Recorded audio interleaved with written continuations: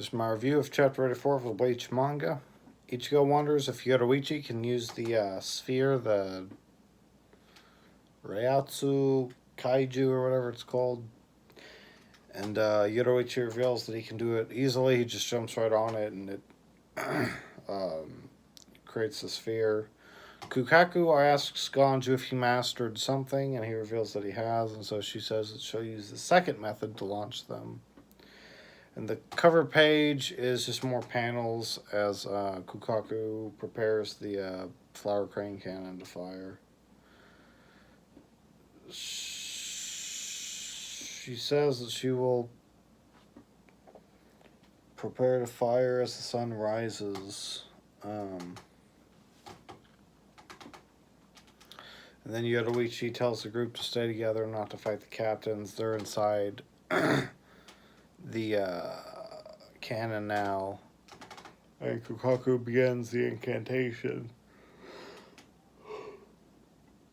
She sticks her sword into the ground, and her servants kind of begin like holding their hands together like that, and almost like a prayer thing. She raises her arm, and then the bandage on her head like wraps around her hand and arm, and it lights on fire, and then she punches the ground and finishes her chant with Kagizaki, and the cannon fires. Her servants congratulate her, but she just hopes that Ganju is careful. Ichigo thought that the blast-off would be more violent, and Ganju tells him just to wait, and then we see the sphere stop, and then it begins flying in a completely horizontal direction.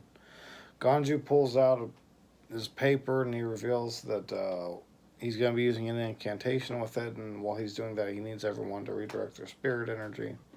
And he wants everyone to output the same amount of power as he is, and he begins his incantation.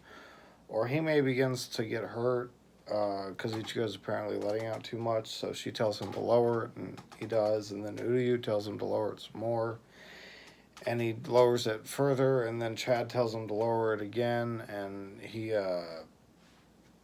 says he can barely go any lower. They're just back and forth, and eventually all of the bickering that's going on causes Ganju to mess up his incantation, and he yells at Ichigo for it. And then they realize that they're really close to the Seirete, and they're not going to have enough time for the incantation.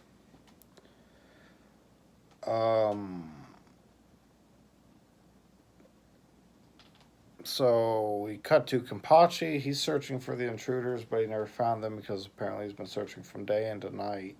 And then he hears a noise, and everyone sees the sphere coming down. And they begin, well, some of the Shinigami begin panicking. Kenpachi obviously doesn't. Yoruichi tells them to push all of the power that they can out now, and then they hit the dome. And then we see that the person who destroyed the hollow from Cardine was Don Kanonji. He's the one that destroyed the hollow. It's a suspenseful chapter. The main thing to take away from me is that Kukaku and Ganju are using Kido.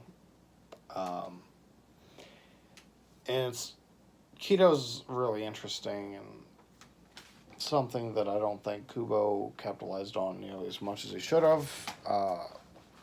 Kukaku clearly is almost like some kind of a Kido expert, so I don't know, I'll probably make a video talking about that at some point. Just how underutilized Kido was in Bleach, but yeah, I've always been really interested by her and what her backstory is, her connection to everybody.